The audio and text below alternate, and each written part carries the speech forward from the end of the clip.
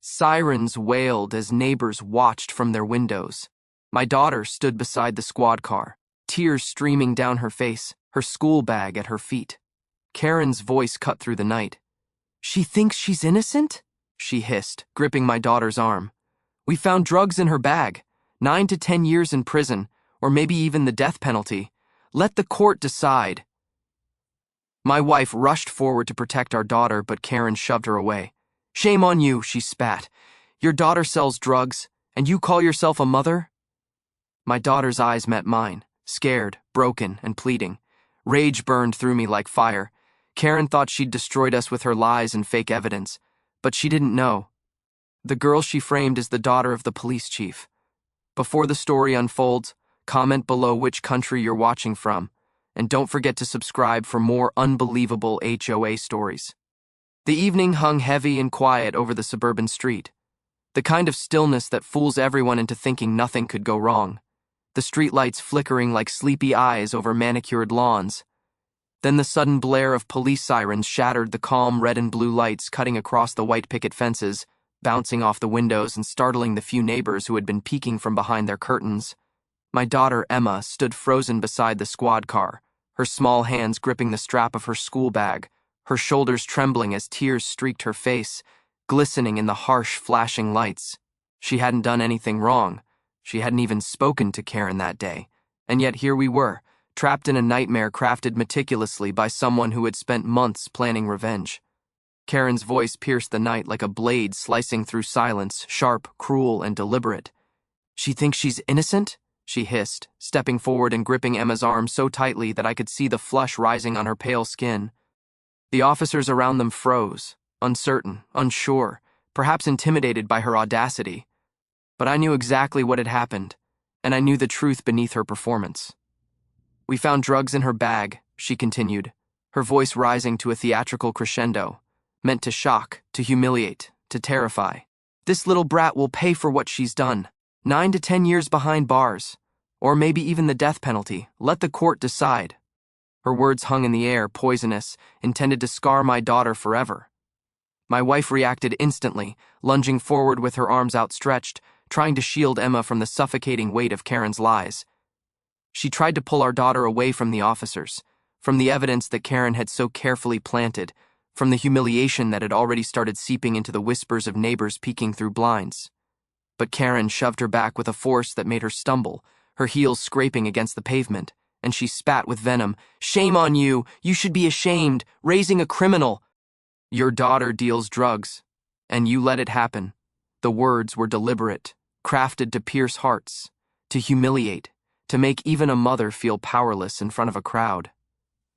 Emma's terrified, pleading eyes met mine, wide and wet, a mix of confusion, fear, and the innocence that Karen sought to destroy with her lies. My own chest felt like it was on fire, a rage so fierce that my hands itched to act, to remove this predator from our lives, to end her manipulations once and for all. Karen believed she had won. She thought the perfect story she had crafted, with her planted evidence and her loud performance in front of the officers and the neighbors, would crush my daughter, crush us.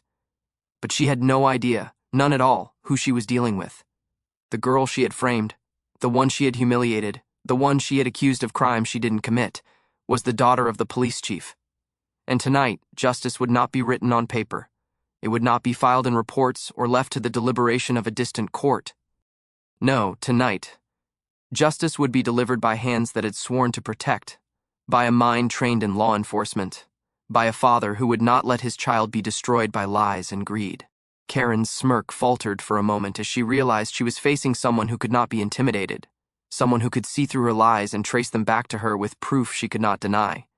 She had underestimated us, underestimated the combination of authority and determination, underestimated the way truth always finds its way to the surface.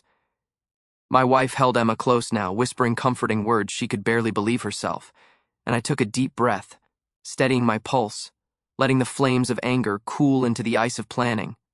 Because while Karen was reveling in what she thought was victory, she had set the stage for her own undoing. Every lie she planted, every detail she faked, every accusation she made had created a paper trail that could not be erased. Every moment of cruelty she enacted would come back to her. I would wait for the right time. I would gather the evidence.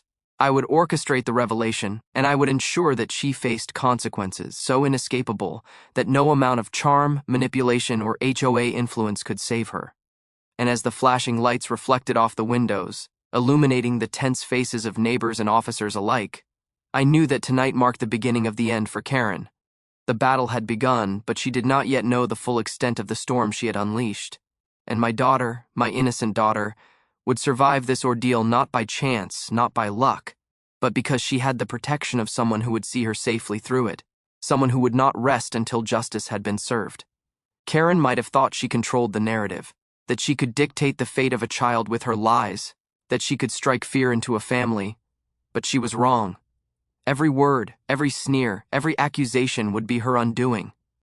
And when the truth finally hit her, when the layers of her deception were peeled away for all to see, she would understand that the game she had played so cruelly had no place in our lives anymore, and that the law, the skill, and the resolve of a father who was also a police chief would ensure that her reign of terror ended that very night.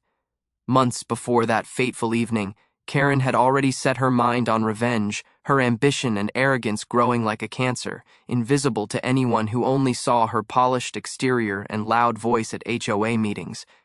It had begun with a small mistake my father had made, a minor oversight in zoning regulations for our street that she somehow discovered and decided to exploit. She had approached him in private, her blonde hair perfectly in place, her tone deceptively sweet as she outlined her solution. But her solution was anything but benign. It was a demand, a threat wrapped in a smile. $10 million, she said quietly at first, leaning close as if sharing a secret. Or I make sure your mistake costs you everything you've worked for. Don't think I won't do it. My father had looked her directly in the eyes, calm, controlled, a man who had spent decades upholding the law and knowing how to see through lies, and simply refused.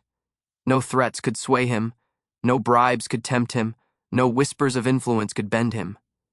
Karen's face had hardened, a flicker of anger passing through her carefully cultivated mask. She had assumed that anyone in power would be corruptible, that authority always bent to those bold enough to demand it, that fear and intimidation worked universally. She had miscalculated. That miscalculation festered in her mind for weeks, turning into an obsession, and then into a plan. She couldn't punish him directly. She couldn't confront the police chief and hope to walk away unscathed. But she could strike indirectly. She could use the one person she assumed he would never be able to protect fully, the one person she believed she could terrify and control, his daughter, Emma.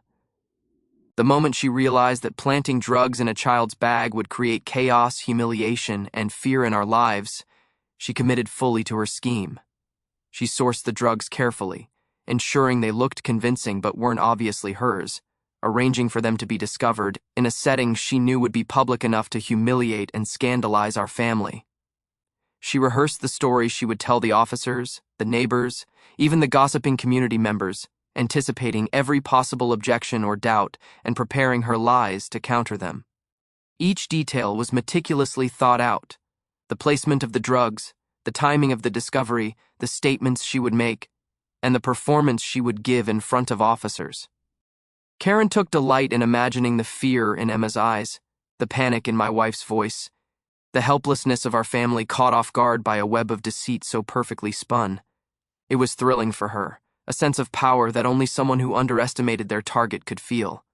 But in her confidence, she failed to consider one crucial factor: the very person she had tried to manipulate, the man she had demanded $10 million from, was not only principled and incorruptible but also a police chief with years of experience in detecting deception and assembling evidence. That meant every lie she planted, every accusation she leveled, every shred of proof she produced was now traceable, and every move she made could be traced back to her if someone vigilant and skilled enough were watching. Karen's mind raced constantly with strategies, with contingencies, with fantasies of victory, not realizing that the seeds she planted for Emma's humiliation were simultaneously planting the seeds of her own downfall. She imagined the courtroom, imagined neighbors whispering, imagined the officers nodding at her story, all the while underestimating the patience, intellect, and tactical thinking that I had inherited from my father. She assumed she controlled the narrative, that she had orchestrated a flawless scheme that could not be undone, that she could humiliate our family with no consequences to herself. But she did not know that the very man she had attempted to extort had been observing, collecting, and preparing for the inevitable. Her misstep, her arrogance, and the evidence she herself would inadvertently leave behind. Karen's fixation on revenge consumed her entirely, blinding her to the fact that revenge is always a double-edged sword and that targeting someone's child often invites consequences far greater than those imagined. She believed she could manipulate the law, manipulate the officers, manipulate public opinion, and manipulate my family's fear. What she did not know was that the daughter she sought to destroy belonged to a father who knew every loophole, every legal path, every way to expose deceit without endangering the innocent.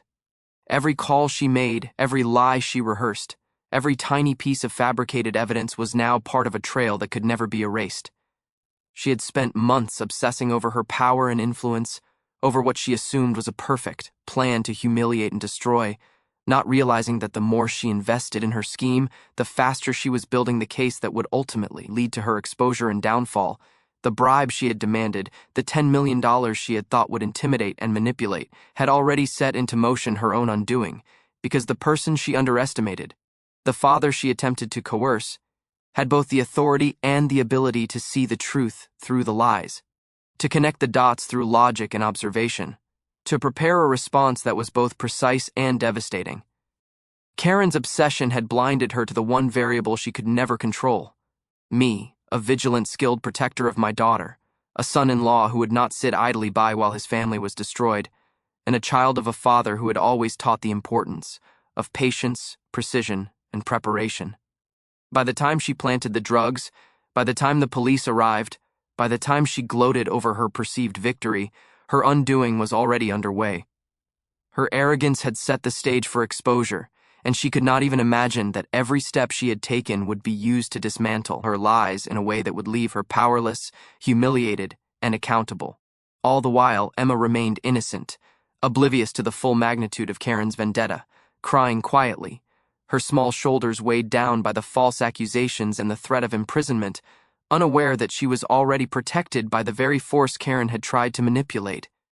And so the plan that Karen thought would break us, that she believed would crush the family of a police chief through fear and manipulation, had instead planted the seeds of her own ruin, a ruin that would soon unfold in a way she could never have imagined, proving that arrogance and cruelty are always vulnerable to those who see the truth and know how to act upon it. Karen moved with ruthless precision, every step deliberate, every glance calculated, as if she were conducting a performance meant to be witnessed and admired. Her heels clicked sharply against the pavement as she approached the school drop-off, eyes scanning for neighbors, cameras, anyone who could later be called as witnesses. In her mind, the scene had to be perfect, flawless, irrefutable. She could not afford a single misstep. The drugs she had obtained weeks earlier were now tucked carefully into Emma's school bag, hidden beneath notebooks and folders, disguised as a harmless part of a student's belongings. Karen opened the zipper just enough to slide the small packets in, double-checked that nothing was sticking out, and closed it as neatly as if she had just placed a gift inside a box. She paused to glance around, ensuring that no one was observing too closely, that the timing would align with the police arrival she had prearranged. Every detail had been mapped out: the location of the school's bicycle racks where the discovery would occur, the time of day when officers would be called, the exact words she would use when presenting her fabricated story, and the witnesses who would unknowingly validate her plan. The neighborhood was unusually quiet, tense, and unaware that the disaster about to unfold was entirely manufactured. She imagined the whispers spreading among parents, the inevitable judgment of the community, the gasps of horror and fear, everything contributing to the humiliation she planned for our family. In her mind, she was not just orchestrating a discovery, she was orchestrating a spectacle, a public annihilation designed to make my daughter tremble and my family powerless. She rehearsed the words she would speak, how she discovered the drugs, how she couldn't believe an innocent child could be involved in such criminal behavior, how the law must now take its course. Every syllable was practiced, polished, sharpened like a weapon. Karen believed she had anticipated every possible objection, every attempt at denial. She imagined my daughter's face, innocent and wide-eyed, and felt a perverse satisfaction, imagining the fear, the tears, the panic.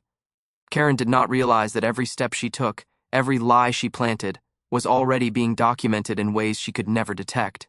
Security cameras on nearby streets captured her movements, timestamps marked her every action, and witnesses who she assumed were silent or compliant were already registering inconsistencies in her story. She had built her own trap, unwittingly leaving behind evidence that could destroy her. After planting the drugs, she straightened her posture, smoothed her hair, and dialed the police. The officer who answered knew nothing of the intricacies of her vendetta, only that a concerned citizen had reported a suspicious finding. Karen's voice was calm, authoritative, perfectly composed, painting a picture of concern and civic duty, while in reality, it was manipulation and malice at its most calculated. The minutes that followed were agony disguised as patience.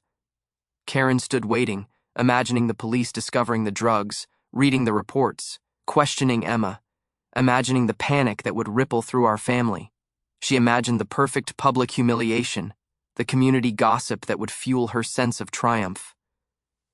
When the police finally arrived, she smiled politely, guiding them to the evidence with a calm that belied the storm of satisfaction within her. She described the discovery with carefully chosen words, each phrase designed to emphasize our daughter's culpability and her family's supposed negligence. She suggested that the discovery might indicate a larger pattern of behavior, hinting at criminal intent and manipulation, painting a narrative that she hoped would be accepted without question. The officers, trained to respond to allegations, treated her statements as credible, noting the details she had prepared and apparently validated. Karen's confidence swelled as she watched them inspect the bag, open compartments, and discover the carefully hidden packets. She thought she had succeeded beyond measure, believing that her long-cultivated plan would culminate in the destruction of my daughter's innocence and my family's reputation. Every part of her mind reveled in the drama she had staged, imagining court dates, media attention, and the humiliation of parents who could do nothing to defend their child. Karen could not see that while she focused on the immediate spectacle, she had ignored a far more dangerous factor, the one she had underestimated most of all, the father of the child she was attempting to destroy. The police chief, a man of patience, intellect, and authority, had been watching, gathering, observing, and preparing. Each lie she planted, each calculated detail she believed would protect her, was also being recorded, analyzed, and documented. Every movement she made left a trail that, when pieced together, would expose her fully, leaving no room for excuses or denials. Her arrogance blinded her to this risk. Her obsession with revenge consumed her attention entirely. She assumed she controlled the narrative, that she had orchestrated a perfect performance, that the officers, the neighbors, and the courts would accept her story without question. She did not understand that true power lies not in intimidation or deception, but in strategy, patience, and the ability to anticipate every reaction of those around you. By the time the officers concluded their initial examination, Karen's confidence was at its peak. She had achieved the exact outcome she envisioned. The evidence had been discovered, the accusations had been formalized, and the fear and panic she had sought to instill in my family were beginning to manifest. She smiled politely at the officers, thanked them for their diligence, and departed with the calm composure of a woman who believed herself untouchable, leaving behind a perfectly orchestrated lie that she assumed would go unquestioned. Yet in her very triumph, she had unknowingly ensured her own downfall. The meticulous plan she had executed so flawlessly, the evidence she had planted with such care, the lies she had told with such conviction, were all observable, verifiable, and traceable. Each detail would soon be analyzed, cross-referenced, and exposed for what it truly was, a fabrication designed to harm, manipulate, and destroy. Karen had constructed a castle of lies, confident it could never fall. But the foundation was already crumbling beneath her, unseen, unstoppable, and irreversible. And while she reveled in the false victory, the storm was gathering, the reckoning was approaching, and she did not yet know that the daughter she had sought to ruin was protected not only by her innocence, but by the vigilance, skill, and authority of the police chief, the one person she had attempted to manipulate and destroy months earlier and had underestimated entirely. Karen had always assumed she knew exactly who she was dealing with, that her meticulous plans, her cunning manipulations, and her unshakable confidence would allow her to control every outcome. She believed that by targeting my daughter, planting evidence, and orchestrating the perfect performance for the officers, she had created an unstoppable chain of events that would humiliate and destroy our family. She never paused to consider the depth of the family she had attacked, the hidden layers of authority, skill, and vigilance that lay quietly beneath the surface. The moment she realized that the daughter she had framed was not just anyone, that she belonged to someone who carried both influence and the knowledge of law and procedure, was the moment her arrogance began to crack. I had been watching quietly, moving with precision, gathering everything she left behind: camera footage from nearby security systems, timestamps from street cameras, call logs, messages, receipts from the supplier who unknowingly facilitated her plan, and even her own words captured in recordings she had believed were private. Every lie she planted, every false accusation, every carefully rehearsed line was now a piece of the puzzle I was assembling against her. Karen's confidence began to falter in ways she did not immediately recognize. She assumed officers would follow protocol blindly, neighbors would be impressed by her courage and authority, and our family would crumble under the weight of her deception. What she did not know was that each of these assumptions was about to be shattered. I had created a parallel process, tracing her steps, documenting her words, and ensuring that no part of her scheme remained hidden. The very arrogance that had made her bold now made her predictable, and predictability is a weakness in any plan based on manipulation and deceit. She moved through the neighborhood, performing the role she had written for herself in her own mind, smiling, speaking firmly to anyone who might question her, guiding the officers to the staged evidence with a sense of triumph. But every movement, every word, every gesture was being recorded, cataloged, and analyzed. The more she flaunted her sense of control, the more the evidence against her accumulated. Karen believed she could intimidate, that her theatrics and forceful personality could bend the reality around her, and that our family, powerless and fearful, would have no way to respond. But she underestimated the combination of authority, intelligence, and patience she had provoked.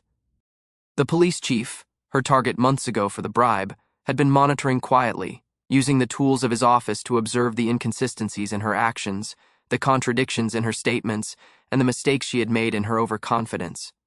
Each error, each small oversight, was now a thread, and I was weaving these threads into a web she could not escape. Karen's arrogance had blinded her to the fact that the very systems she had sought to exploit, the officers she assumed would follow her lead, and the community she believed would support her, could all be used against her in ways she could not anticipate.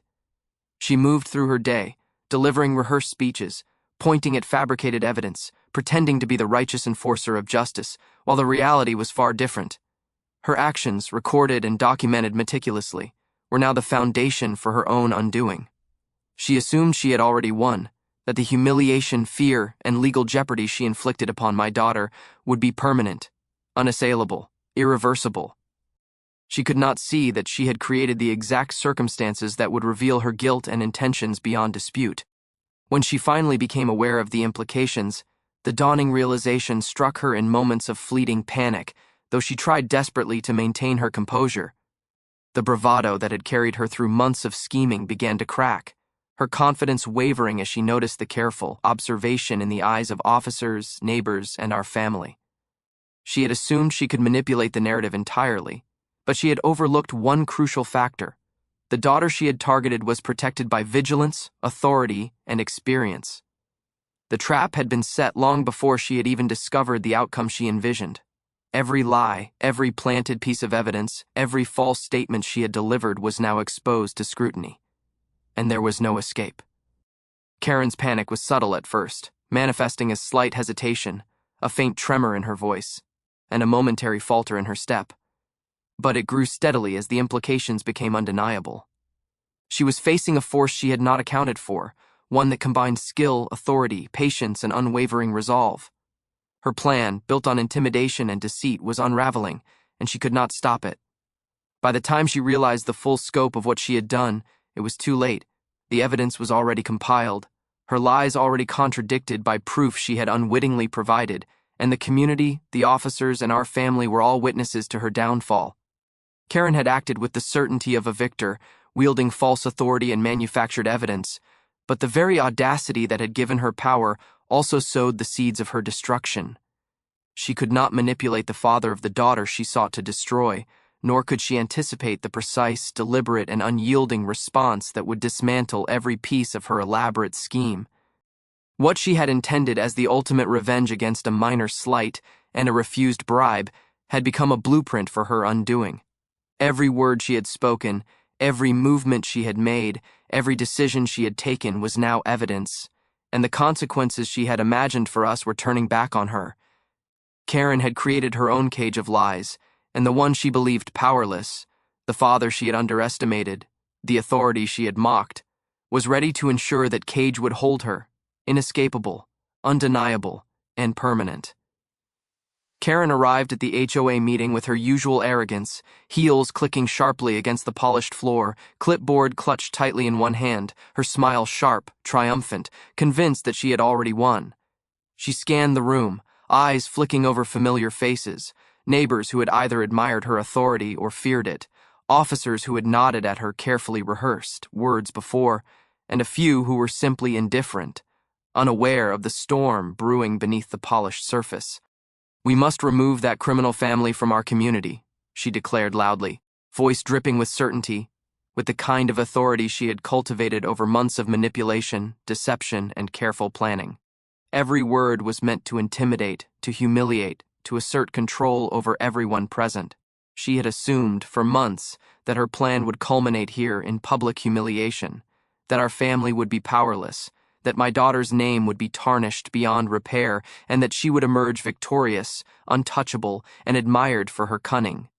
But she did not see me enter quietly, each step measured, each movement deliberate, each eye in the room turning toward me as soon as I stepped forward.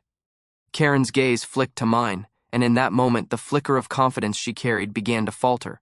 "Chief?" she stammered, disbelief creeping into her voice, fear threading its way through the cracks of her once impenetrable arrogance. I placed a folder carefully on the table in front of her, spreading its contents out so that everyone could see: phone records, receipts, timestamps, video clips, security footage, witness statements. Every piece of evidence linking her directly to the planting of drugs in my daughter's bag, and the carefully orchestrated false accusations. The room went still, the hum of whispers replaced by a tense silence, as officers and neighbors alike began to scan the documents, piecing together the reality behind her schemes. Karen's confidence, that gleaming armor of deceit and intimidation, began to crack, and she tried to maintain composure, attempting to raise her voice, to deflect, to assert control. "You can't prove," she began, but her words faltered as I pressed a button on my recorder, and her own voice echoed through the room. "She's too perfect. Maybe if she gets caught, her parents will finally pay," she had said to the supplier she thought she could trust, words dripping with malice, proof of her premeditation and cruelty. The silence that followed was deafening. Every neighbor, officer, and board member in the room could hear her own words, the confession that shattered the carefully constructed image she had built. The smug smile that had carried her through months of manipulation vanished, replaced by pale, frozen shock. Her plans, the ones she had meticulously executed over weeks and months, now lay bare for all to see, crumbling under the weight of irrefutable evidence. She had trapped herself in her own web of lies, and there was no escape. The officers who had once hesitated, who had followed her lead, now exchanged glances, their hesitation replaced with the clarity that only truth can bring. Her audacity, the very arrogance that had made her believe she could manipulate everyone around her, now became her undoing.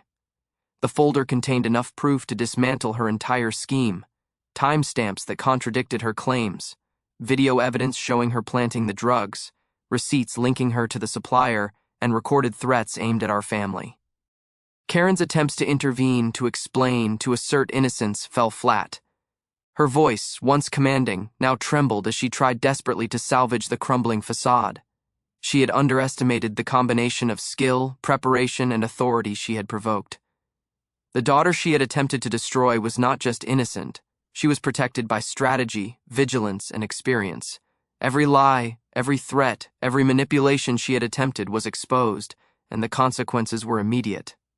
Officers moved to place her under arrest, and neighbors who had once feared or admired her now watched with disbelief, the realization settling in that her reign of intimidation and false justice was over. Karen's eyes darted around the room, searching for escape, for someone, anyone, to validate her claims, but every face reflected the truth. She had lost control, she had been outmaneuvered, and she would face the consequences of her actions. My daughter's eyes met mine across the room, a mix of fear, relief, and trust, and I felt the weight of the months of tension lift slightly, knowing that justice, though delayed, had been delivered. Karen had acted with malice and arrogance, attempting to manipulate law, authority, and community sentiment, but she had underestimated the vigilance, preparation, and resolve of the family she sought to destroy. Every act, every word, every carefully laid plan now worked against her, and her power evaporated in the presence of truth and accountability. As officers escorted her out, the murmurs in the room grew, neighbors exchanging stories, glances, and confirmation that the authority she had wielded so cruelly had been shattered. She had believed she could dictate reality with lies and intimidation, but reality, justice, and truth had proven stronger than her malice. The evidence was conclusive, the confession undeniable, and the performance she had crafted with so much care now served as her own condemnation. Karen had attempted to destroy a child, to manipulate a family, to bend the law to her will, but in doing so, she had created a record of her guilt that could not be erased, could not be denied, and could not be ignored.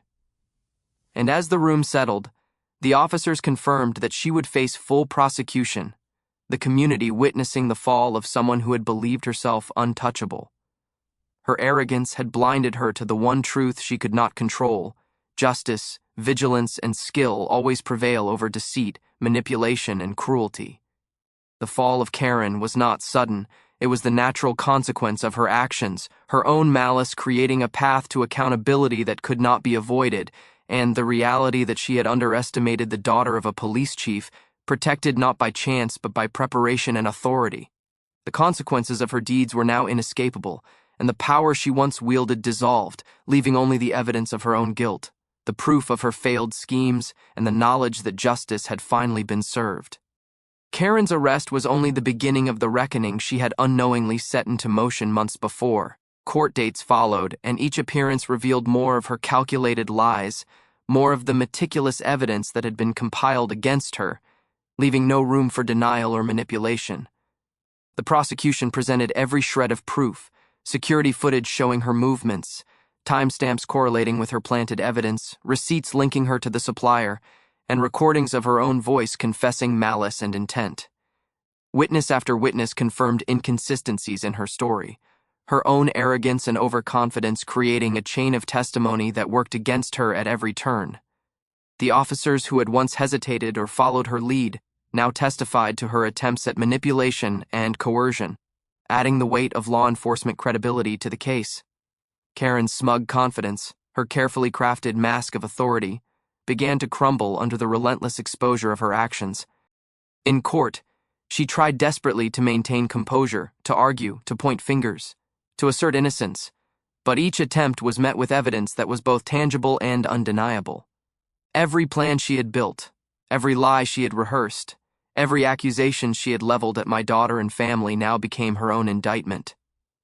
The jury watched, and the public following the case online and in the community saw the unraveling of someone who had believed themselves untouchable, only to find that justice cannot be silenced by intimidation or arrogance. The timeline of her actions was displayed meticulously, from the initial bribe attempt months earlier to the planting of drugs, to the manipulation of officers, and finally to the public humiliation she intended. Every single step showed intent, premeditation, and malice, and each detail tied directly to Karen herself. The moment her motives were revealed, that she had targeted my daughter to punish the family for refusing her $10 million bribe, the courtroom reaction shifted from disbelief to condemnation. It was no longer about a single false accusation. It was about the abuse of authority, the deliberate endangerment of a child, and a campaign of intimidation meant to terrorize a family under the guise of justice. Karen's own words, recorded and presented in court, confirmed the depth of her cruelty. Officers testified that they had initially been misled by her performance, but once the evidence was cross-checked and correlated with independent sources, the manipulation was undeniable. The prosecution painted a clear picture. Karen's obsession with power and revenge had blinded her to the truth, and the consequences of targeting an innocent child with false charges could no longer be ignored. As the trial progressed, Karen's confidence continued to erode, replaced by panic, frustration, and the faint tremors of fear. The walls she had built around herself with arrogance and deceit began to collapse, and every word from witnesses, every piece of evidence, and every cross-examination tore at the facade she had so carefully maintained. By the time the closing arguments were delivered, it was evident that her attempt to control reality through manipulation had failed spectacularly. The jury deliberated briefly, and the verdict was unanimous, guilty on all counts, including fabricating evidence, endangering a minor, and obstruction of justice. The sentence was pronounced, 10 years in prison, a symbolic reflection of the same number she had once threatened my daughter with. The full measure of her own intent now returned as consequence. Karen's eyes met mine for a brief moment as the sentence was read, the pride she had clung to for months obliterated, her ego shattered, and the realization of her defeat fully settling in. Yet, I did not celebrate. Justice, in its purest form, is not revenge. It is the restoration of balance, the protection of those who cannot defend themselves, and the acknowledgement that wrongdoing carries consequence. Emma, sitting beside me after the verdict, whispered softly, her voice still tinged with fear and relief. "Dad, why did she hate us so much?" I looked out at the quiet streets, at the neighborhood slowly returning to its ordinary rhythm, and replied, "Some people fear the light others carry. Darkness never wins." In the days that followed, the community began to heal, whispers of Karen's downfall replacing the stories of fear and intimidation she had tried to instill. Neighbors expressed relief, gratitude, and renewed trust in the law, witnessing firsthand that attempts to manipulate and terrorize would not go unchallenged. My family, too, began the long process of recovery. Emma's smiles returned gradually, her laughter echoing once more through the house that had been shadowed by false accusations and fear. My wife, though shaken, regained her strength, knowing that our unity and vigilance had protected our daughter from harm. The story of Karen's attempt to destroy our family spread, not as a tale of helplessness, but as a testament to resilience, preparation, and the power of justice. It became clear to everyone watching that no amount of arrogance, money, or influence can prevail against the combination of truth, vigilance, and unwavering authority. Karen's legacy in the neighborhood was forever altered. She had once been feared, envied, and obeyed, but now she was known as a cautionary example of the limits of manipulation and cruelty. Emma's innocence remained intact, her spirit unbroken, and her life a reminder that those who protect the innocent will always prevail. And though the scars of the ordeal would linger, the lesson was undeniable. Darkness can rise, but the resolve of those who see the truth, act with authority, and protect the defenseless will always shine through. Karen had fallen, the law had been upheld, and my family, stronger than ever, had emerged from the shadow of her malice with justice firmly restored, proving that the light of truth is invincible, and the consequences of wrongdoing are inevitable.